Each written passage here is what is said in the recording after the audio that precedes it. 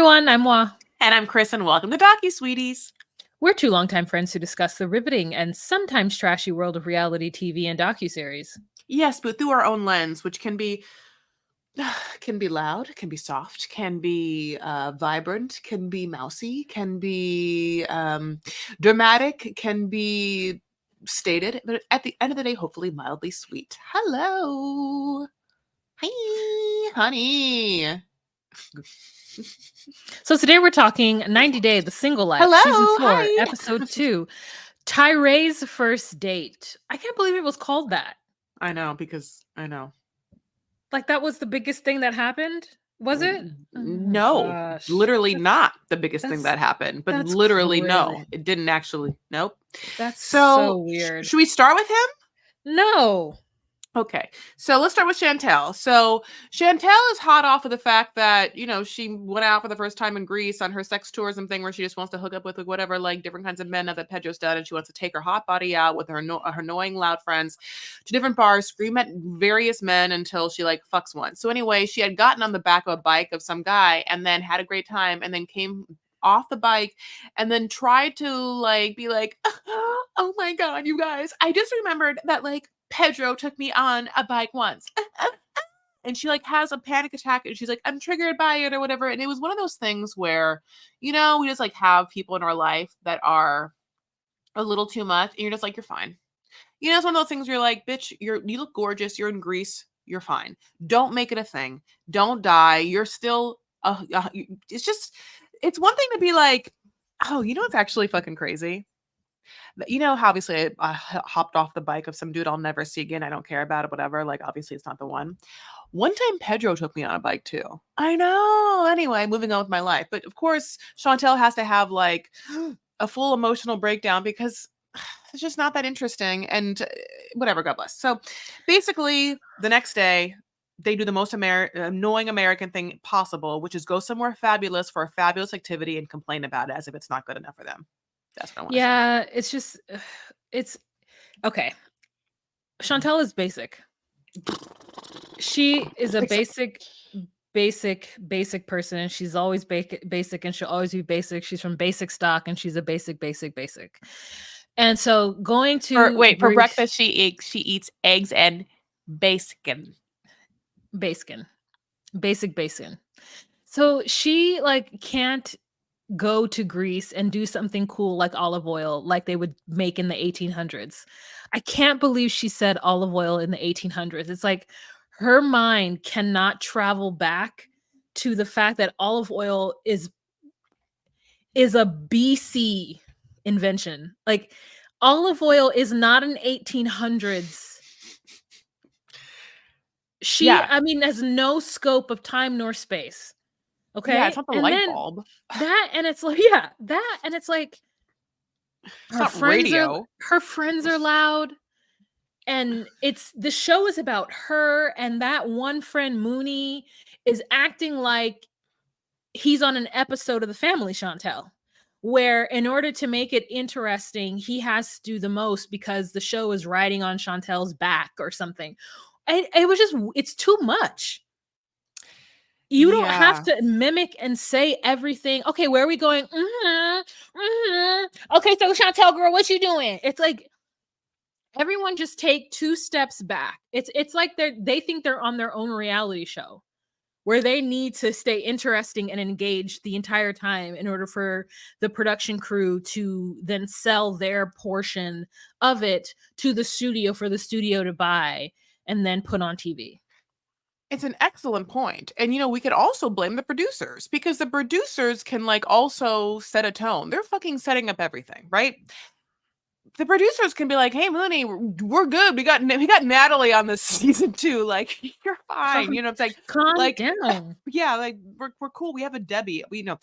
But, like, another thing is that producers are not going to even try to, like, make the following organic, which is, yes, they go to this place to, like, learn how to, like, squish olives, but, like, there's just this muscly guy named George who, like, definitely spent some time in the gym, who I guess is supposed to work there. He obviously has no family ties to this olive oil estate. There's no history being given. They're twerking while they're doing it. Then George is like, American girls, they trust us when they go here. So out of the blue, and also because Chantel can't stop twerking. Now, here's the thing. I loved her twerking episode 1. And it made sense when she did it because it was like subtle. It was at a club. She looked gorgeous. But now it's everywhere she goes. She's twerking in the middle of the day at the making olive oil. This guy's like, I'll show you dancing later. And he's like, yeah, people come here and they like to trust me. And so suddenly this guy's like, I take you all dancing later tonight at one of the best clubs. And it's like, can't you even give us some back and forth conversation where we realize this is like a cool and or interesting guy that we expect that Chantel and her friends would even want to go out with him? But like everything is so manufactured that they're like, okay. And then like later on, Mooney's like, I hope this place isn't, gross or whatever. And it's like, all right, Mooney, why? Because you have inns at all the other hot places in Greece. Like what's happening? I don't know. It just, Yeah. no one is vulnerable or cool enough or interesting enough or genuine enough for me to like be interested. You have to have a hook somewhere, one of those things. Like be funny, be genuine, be sincere, be, like weird or interesting. Like it's just even like Devin and Nick. Devin doesn't say one goddamn word, you know what I'm Not saying? one. But she's very sincere, you know what I'm Yeah. saying? Like you can read her face. It's like, it's that kind of thing where nothing, I can't grab on to something with her yet, except her fabulous wardrobe, which I have grabbed onto, but like it's not enough. Not enough. Yeah, it's not enough fabric to even cover her body, but she looks great. She works It out. Have you heard? She works out. yeah, she No, looks she works great. out. She works But out. her entourage is too big. It really the two black people on her team need to go. It needs to just be her and her friend and maybe Winter. So where's Winter? Winter couldn't take time off of work or something. Somebody should have came else besides those two friends. It should just be her and her little Latina friend, and they could just be doing the damn thing themselves. Those two extra people are unnecessary. It's also hard to watch Chantel go to Greece in order to look for a Sankey Panky or look for a man Yes.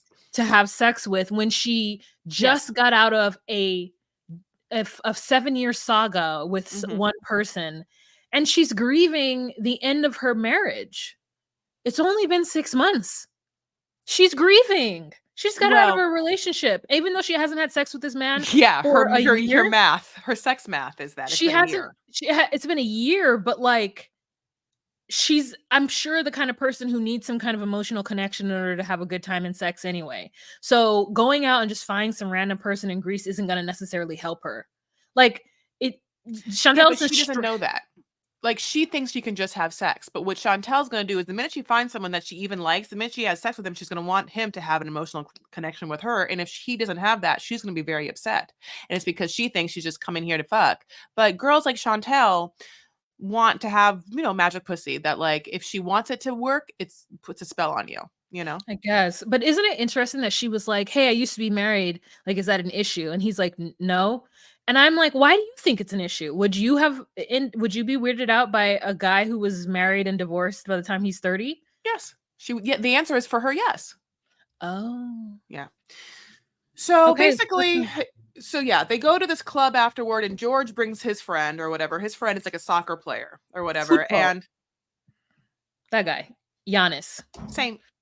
Tomato. So this is where they're like, they're always trying to like, we know what's going to happen. I mean, this guy's supposed to be for Chantel. Everyone's supposed to be for Chantel. So everyone's supposed to be for Chantel. And we're supposed to always remark about how hot Chantel is. And so Chantel parades herself around. She works out. God bless. He's into it. They talk. Now, we know that Chantel doesn't have a grasp on like a really nuanced, like smart point of view so that we are able to really watch a master conversationalist at work. Now, we're never going to find, so there's never going to be like a great conversation where her and some guy are like subtly flirting and it's hot, and kind of like that weird, but we're not going to be able to see that, you know what I'm saying? Because Chantel is hot, very hot. So she will, for the rest of her life, trade on that. And so any guy that wants to be with her will be there for that. The conversation, regardless, will never be great. But that's what we're supposed to, like, I guess, be waiting for, And so that's why I guess the good news is she knows that we're supposed to look at her body in gorgeous dresses. And so that's why she brought them all. But yeah, this guy's not bad looking. And she said she's only been with one other white guy. And this guy isn't bad looking. And, you know, like when she said white, I was like, oh, is he like from, he has like a UK accent. Wait, where is he? He's from, like, he lived in London. She meets him in Greece. Now he invites her to his home, which I think is going to happen next episode. That's 4 hours away from wherever they are. So, you know, he's obviously not like born in Greece of like, you know, Mediterranean blood. Anyway, whatever that means. Yeah. We'll see, I guess, next episode. The next person we have is Natalie. So we have this weird splicing of did you notice that first scene is her in an outfit that's black and she's having a beachside conversation with Josh on FaceTime. Then next scene is her wearing the brown outfit that she was wearing from the night before when she yelled at him. And then a scene after that is him picking, it is like them going to see the apartments. The scene of her, the beachy scene of her, like with the background, is out of place of that. Yep, it's so obvious. She's like walking with all her like extensions in. Like, yeah, we're supposed to believe that this is happening the morning after that fight. She's left her mom in the bullshit hotel she's living in. They're having this talk. By the way, timestamp. She's like, Josh keeps calling me, miss call, and they show her phone, and he's called supposedly 10 times at the times of 1:46, 1:47. It's like midday. Okay. Yeah. Then he's like, look, I'll pick you up and we're going to go to apartment shopping. So now we're supposed to believe at like around 2-ish when this phone call's happening, she's going to go back to her apartment. He's going to pick her up. And then from, I don't understand if this is supposed to be by LAX, drive her from LAX up the coast to Santa Monica. Lies. In LA? Really break it down. But this whole segment is only great because I live in LA. So when they talk about the one bedroom and how much it is, I'm like, oh yeah, oh Santa Monica. I was like, yeah. 2100 and it's low on the low end. Yeah. Yeah. There's no central layer in this one. I can tell by the unit there's no central lair. Yeah. No washer and dryer. Are you kidding me? None. Not one. Not a dishwasher. No dishwasher. Yeah, those windows. Oh, it's hot as fuck. I mean, yeah. Lots of light. Yeah. Oh yeah. Lots of wind blowing off of whatever. Hopefully, it's by the water. It's not though. With that price, it's not. It's not. Would you imagine? Just a side note is if that he fucking brought her to where Rob is staying, like, and was like, "Look, you can live here." Do you want your bathroom to be in a different place? Like, she's like, this is a good neighborhood, so I get why, but I don't know if I can afford it, And she's like, prices here are so much. Florida would be this for nothing. And I was like, you have the audacity to show her a 1-bedroom, so like her and her mother can just like live in this bungalow together in this 1-bedroom with like 1 bath. I mean, it's awful. He knows it. He's like, well, this will be your room and you can have your, tiny mom sleep on some sort of like pull out. She doesn't deserve much. I mean, Josh also was like, this is the neighborhood I live in. So Josh wants us to know that he lives in Santa Monica, which by the way, LA, if you don't live in Los Angeles, Santa Monica is upper class. Not the wealthiest part of, but definitely if you live in Santa Monica, Brentwood, you're a waspy kind of rich person that like lives in your own world of like, you don't want to, travel east of the freeway and you have like, your pockets and it's like, it's a pocket of wealth. But like, again, it's not Beverly Hills, it's a different kind of thing. But he wants us to know that he lives there and he's West Side. It's a little bit of a trophy for him to say it, which by the way, anytime a guy wants to feign success and then be cheap in the same episode, it is always like chef's kiss. Like Josh wants us to think again that he's a high rolling, high fucking falutin CEO of a prominent modeling agency. I'm sure all of his models, honey, are on the catwalks of Paris, Texas right now. Oh, yeah, I said it. You know what I'm saying? Like, this man makes nothing. There's no way he wouldn't be on the show if he did. He's not, there's Giselle's not on his fucking, roster. Like, come on. He's going to say that he lives in Santa Monica, like he's wealthy. And then at the same time, show his boo that he is claiming on television one bedroom, even though he knows he has a mom, won't pick her up from the TV. And then this is what happens. So obviously she's like, Josh, I don't know if I'll be able to afford these. And he's like, well, okay. How much is it going to be? And this girl's like, again, 2,100. And she's like, now Josh is I guess also a business owner and has been on God's green American earth for 40 whatever years. So Josh knows the following things that, like, you need to have credit. He also knows this bitch, the one that the blonde bitch is next to him, doesn't have any. Why? She's never been, she just got to this soil. So he knows all this. So for him to be like, oh, you're going to need you need a credit person, you need to sign that. I don't know who did he think that she would do? He is skirting the responsibility of what he knows he should be taking on and instead wants to feign fuckboy.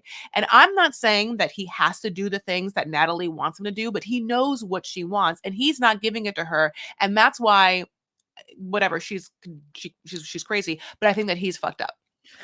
Oh, yeah. No, okay. oh, yeah. You think that he is fully aware that she's trying to be on his books and that he's just purposefully being like, no, you're not going to be on my books. Yeah, because he can't afford her. He can't afford her. Yeah. He's the same as Rob. It's like it's a man. No, he's not the same as Rob. Calm down. I know what you're saying. I know what you're saying, but I'm making a parallel point. It's a man who cannot afford something that he wishes he could afford. He knows he probably should be able to afford it for what he wants, which is a hot woman and or a woman that benefits him in some way. Natalie benefits him by being either or attractive enough that he's happy about it and or on a television show giving him a fucking name. Now, Rob wants a hot woman, and that's what Sophie is. So if you cannot afford a hot woman and take care of her as a protector or provider, then you don't get to be with what you consider like a hot blonde, fake-haired, fake-lipped, faked woman. You don't get that kind if you cannot afford it. And I will say it to why? You don't get it. You cannot afford it. You don't get it. I don't get to just go to fucking Chanel and be like, give me all of the clothes in here. I don't get to do that. I don't have the money for it. You don't get to have a hot woman for the rest of your life when we won't pay for her. I have a question. So you believe that, okay, no, I'm not going to put that. I don't want you to. No, ask me the question so then I can ask you if I, don't tell me what I believe. Don't tell me what I believe. You ask me if I do. Yes. So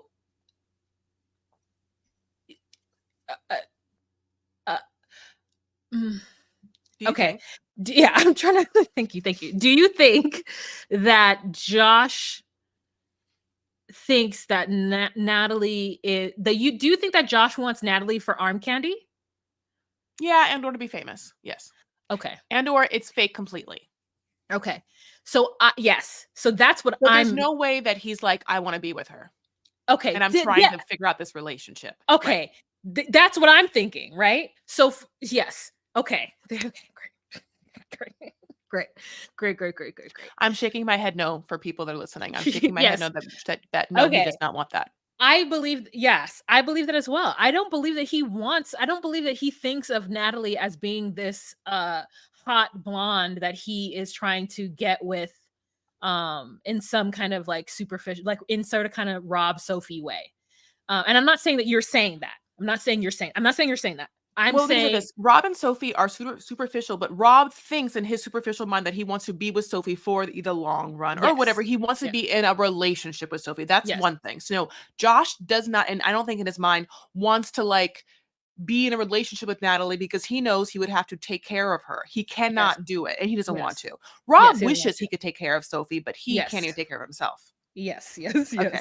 Yeah. I think it's foolish of Natalie to believe that she is the 25-year-old that she pretends to be.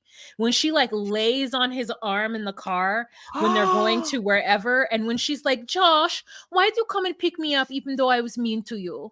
And he's like, well, because I don't want you to be like out here by yourself. I care for you. And she's like, you see, he heals me. He's like my healing stone. She's so crazy and manipulative that she at this big age thinks that someone is seeing through her and that she's able to act this way and somehow get the things that a 25-year-old a 23-year-old could possibly get. But no, not at 38, mama. Not at 38. You need to either have Mike still put money in that bank account so that you are not like penniless on the streets of Florida, but definitely moving to LA to have some man that is not old enough to see you as arm candy Yeah, I see what you're is saying. wild to me. Like, Josh is not old enough to look at Natalie and be like, "Oh my gosh, this hot," like she's not that. She needs to be with a 65-year-old man who couldn't get a 25-year-old. Oh, the I Lord thinks I'm correct. didn't. So yeah. Yeah, so like it's just really crazy to me, and that I think that you were right that he's obviously doing it for some kind of notoriety, to ride her coattails on this show. But watching her maneuver through this, thinking that they have some kind of bond and that she's somehow beguiling him with her coal rimmed eyes is crazy. Yes. Thank you for bringing up laying her head on his bicep. We like it. The FaceTime at the beach.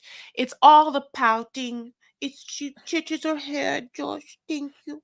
Like she definitely is playing this old school idea of being like, like a little sex kitten, pouty, big pouts, and like think in the kind of way that perhaps Eastern European men would take that as to being submissive and coy or coquette or something of her, where they would be turned on that she's like being sexy and he's a big, like provider or whatever it is, big, like beast. I don't know, like it feels like she wants to make Josh feel like that's my little woman. Like it's like kind Yes. of that thing. And Josh is more like, I'm on TV, right? Like that's Josh is also like, I will do the next scene, right? But I'm not going to sign over my credit to you, like, because the truth of the matter is, if you are the guarantor of someone's rent, then You're responsible.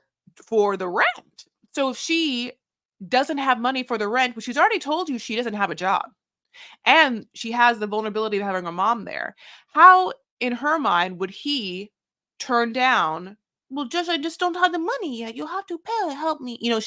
She 100% is thinking that like he has promised her a place and a job, and if he doesn't come through with either one to her liking, she can like, oh, she'll just live in the house. He hasn't gotten her a job, he knows that yet. Now the best part is, I don't know why it hasn't happened yet, that she hasn't been like, oh, you know how you said your brother has an administrative work for me? I was thinking more the lines of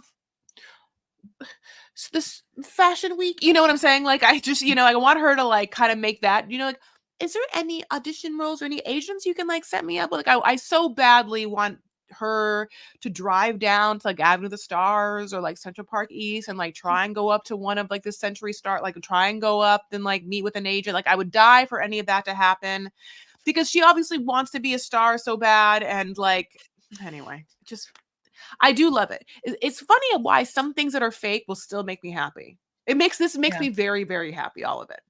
Yeah. I mean, he's not going to be her guarantor because he then will have to pay her rent, and he's not going to do that. So, I couldn't believe this part was great. So he was like, I don't know if we can do that, like, no. And then he's like, I just don't feel secure enough. And she's like, you don't feel secure? I'm in your country with my mom. I want him to be like, bitch, I didn't you bring mean you here. Michael's country? Yeah. I was like, Michael's country? Yeah. You mean Squim? The country you came to be in Squim. So the fact that you're not there anymore means that no one's responsible for you but you. Natalie is making it seem that Josh was like, please, please, Natalie, please leave Florida. Please, I need you here. I need you by my side. I'll do whatever it takes for you to come to Los Angeles. I will give you a mansion. I'll give you a job. Please, I need to see your face all the time. Natalie, bring your mom, bring your cat, whoever you can. Get here, however you can get here, but get here quick. Yeah. Like, that's what Natalie is like, That's not I'm what here happened. for you. And Josh is like, bitch, I talked to you like a couple months ago and was like, yeah, if you come to LA, hit me up. And then what it Yeah. feels like is she came with her mom and Yeah. LAX was like, guess who's here? Like, Yeah. when will you help me? I mean, the disparity and where they feel like their obligation to each other Yeah. is comically off, almost to a degree that makes me feel scared for my own self. Yeah. I mean, the fact is that someone expected to be picked up from the airport and that person did not show up to the airport, and that's where the lines the paths diverge. Like Chris, that is where it ends. What? Um Just blanket that part. Whose side are you on? I'm on the side of uh the fact that he didn't come and pick you up means that he is not happy you're there. Yes. And the Now, fact that he knows your mom is there, I mean, he doesn't give yeah. a fuck about It is, you. yeah, yeah. And now let me tell you, LAX is a hellscape. It My is a dad doesn't. hell. My dad picks me up. He Okay. loves me. Yeah. Yeah, yeah, yeah. So, yeah, and if you don't, yeah, okay, great. He that's loves a me. poignant that is a poignant People will do things for those they love. Mhm. It's such a sift. If you know that someone's, mom who hasn't been outside of like a 10-foot radius for the last 95 years of her life is suddenly, I mean, I can't even imagine not, anyway, he's Yeah. disgusting. I mean, Josh is the epitome of a fuckboy. And honestly, I, he, he's triggering to me. I deleted all the apps off my phone. Oh, Oh, I okay. won't. I will meet someone organically in the way that it's supposed to happen, but I think that like, and I mean, I think men are crazy. Anyway. Okay. So we had this weird ass transition of a woman in a place where there were lots of fruits, and so she chooses a banana and she peels that banana and then she eats the banana. And then we have Veronica, who is another Mhm. woman in a place where there's fruits, and she's wearing a little tennis outfit. Mhm. And she's 37. So yeah, Natalie's 38 and Veronica's 37. For some reason, Veronica looks different not 37 to me. A bit. Am I being triggered? I don't Yeah, know. no, triggered. Why are you being triggered? Veronica looks older. Veronica looks the same age Yes. as Tim. But she looks good for that age. Tim, Veronica looks like a very good-looking 44-year-old. yeah, Tim said Don't that. come for Okay, me, first, Veronica. I should like Veronica. Don't come for me. And by the way, Veronica, I'm like 42, so maybe I'm triggered by you. But I don't want to be bad. Also, I feel like what? By the way, Debbie, Miss Debbie listened. Miss Debbie I don't know if she listens to us, but it's Miss okay, Debbie Chris. commented on our Instagram. So Chris. I'm now like, if you hear me and I talk bad about you, don't get mad at me.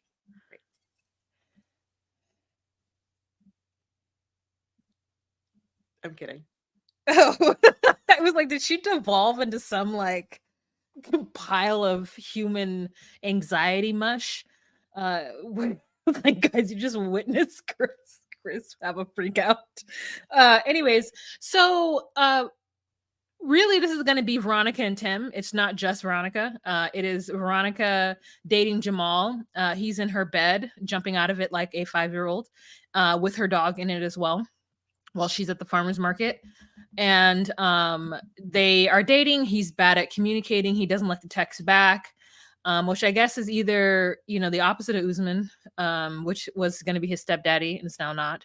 I wonder if we're going to get a surprise visit or like a cameo from Kim. That'd be nice in this, maybe if they follow Jamal.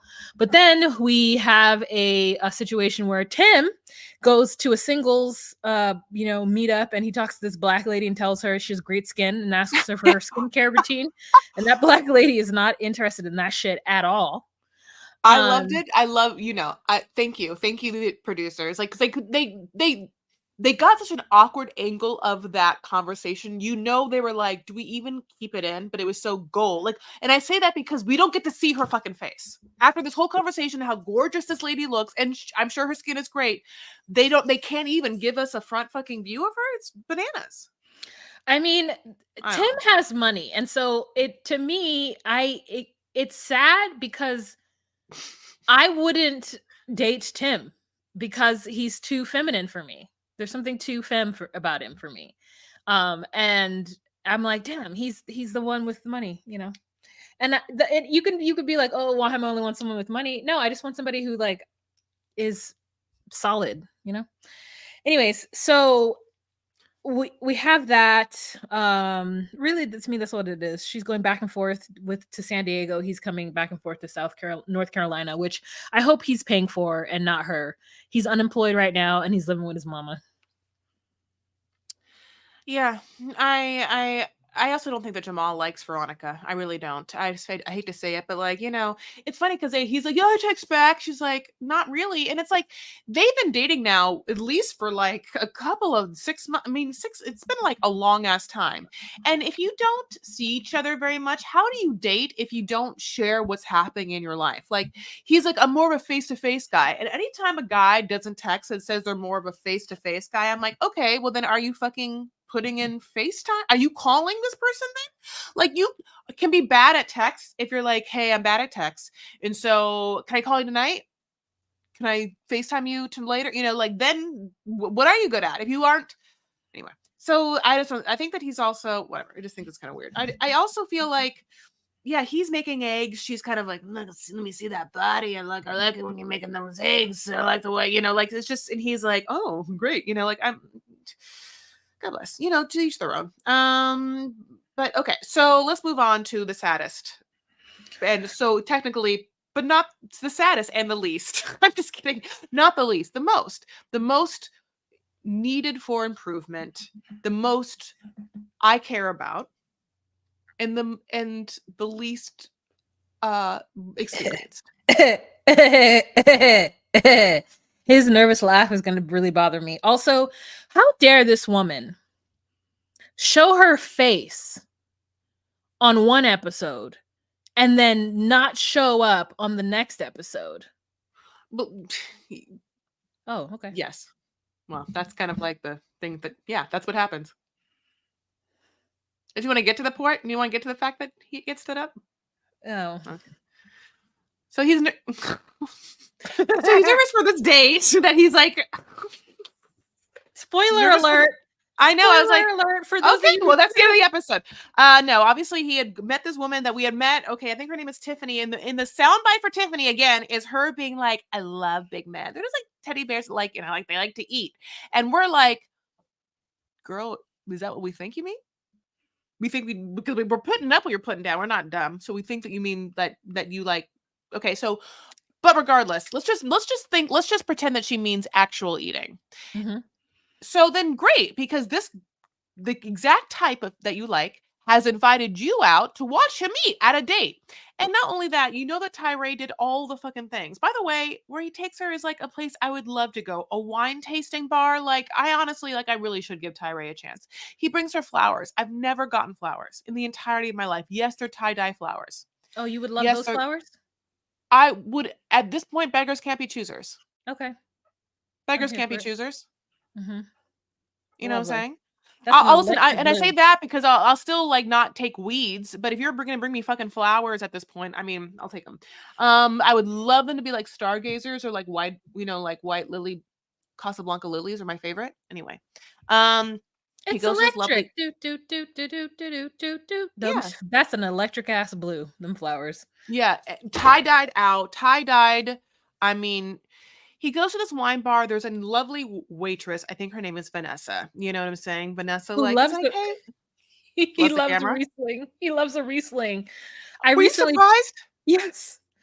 I know. It's like, is this the part of him that likes Hillary Clinton? He's like, I like a white crisp from a German crisp wine. You're like, what?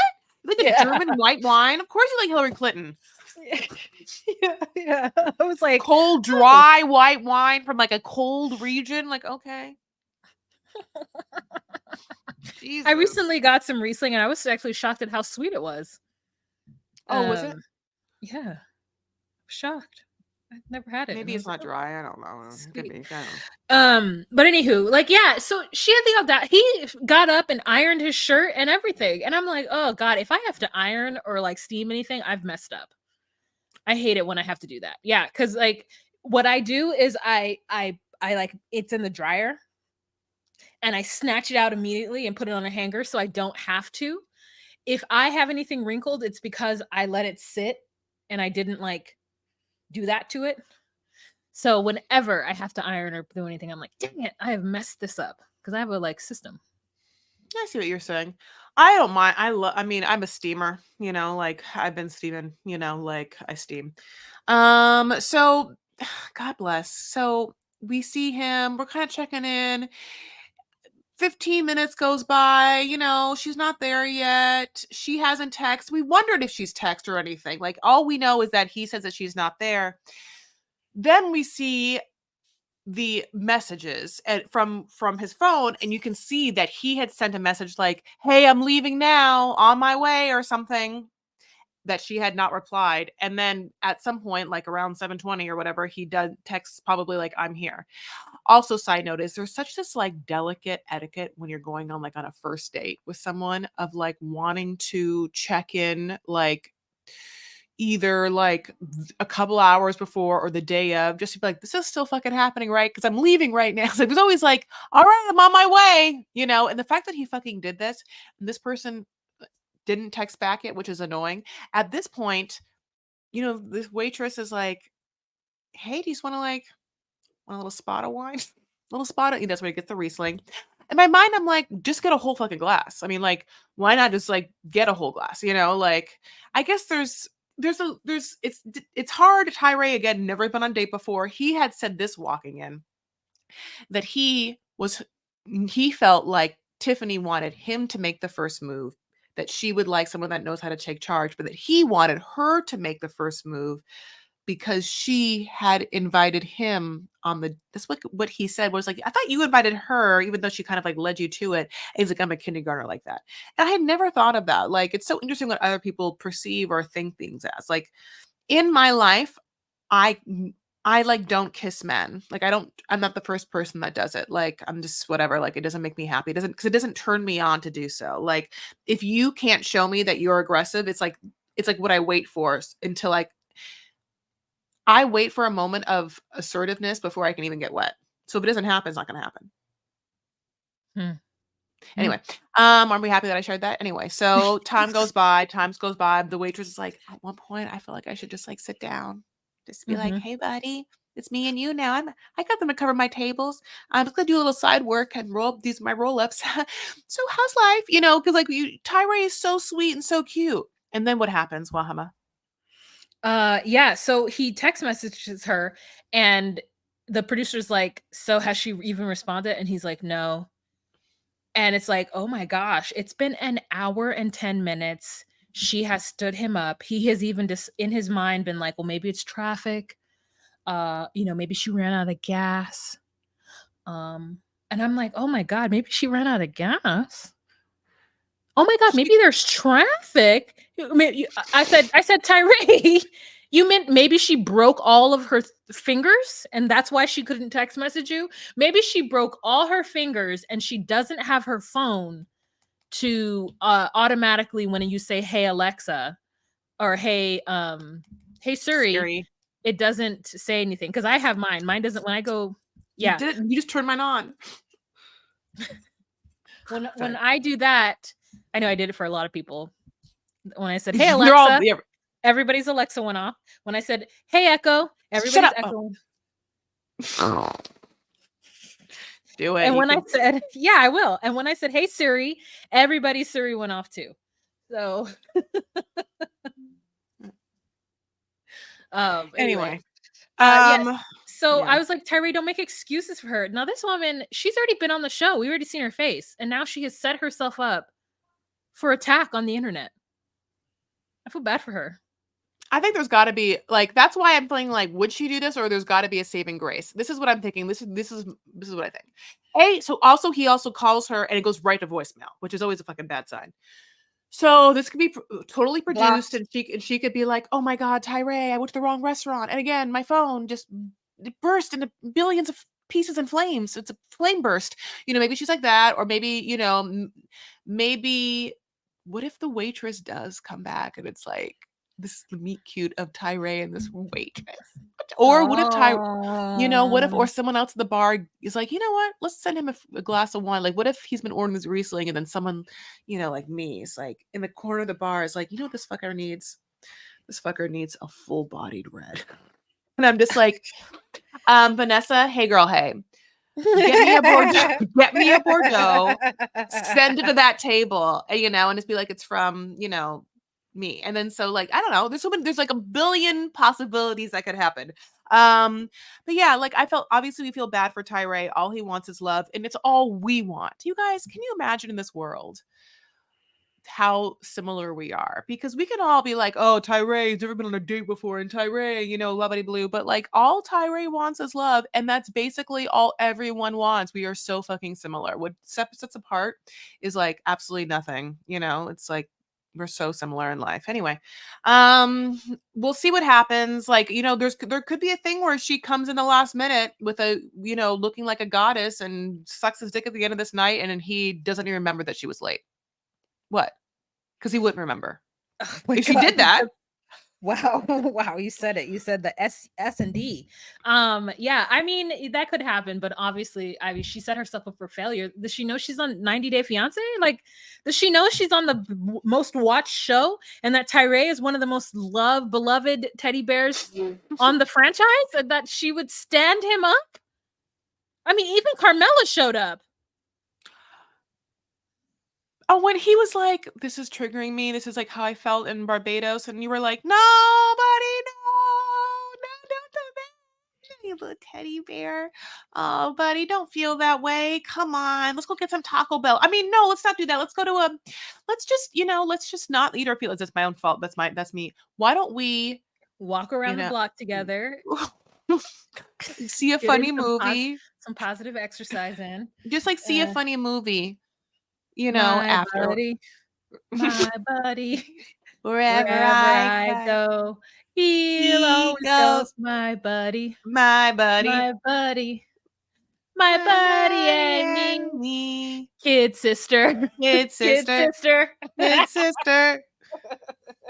Anyway, so Tyray is going to make it in this world. You can't have that kind of big of heart and that kind of like sincerity, and that like I know he will get it. And I just will say this again. I hope to God that nothing ever comes out bad about him, because I want to love him for the rest of my life. How sometimes I just hate to say, I want to love him. So don't ever do anything. Horrible. Don't do anything to make me upset. Don't disappoint me. Yeah. But also you can be a human person, but also don't do anything that's like really bad. Okay. All right, you guys, thank you so much for listening to us right now. If you would like to join us and hear and see the visuals of what you've been listening to, you can join us on patreon.com/DocuSweeties for $10 a month. You get exclusive content, including a live every first Monday and other content. If you want to see what that is, or you want to support your girls, and so that we can, hire folks to help us make this job easier, please join us on patreon.com/DocuSweeties for $10 a month. If you cannot do that, which we understand, there are other ways that you can support us, and Chris will tell you those options. Well, if you want to help us, and listen, we need the money. So first of all, I need to have like moisturized lips at all times. So give me that so I can buy my lip products. But at the same time, you can also just be cool and follow us on social medias. We are at DocuSweeties on Instagram, at DocuSweeties on TikTok, at DocuSweeties1 on X. Plus, we have a Facebook group, the DocuSweeties Podcast Facebook group. Give us 5 stars if you haven't yet, and a helpful review. We appreciate you being our buddies and our kid sisters. Wherever you go, we go, because you can listen to us wherever you listen to this podcasts. Okay.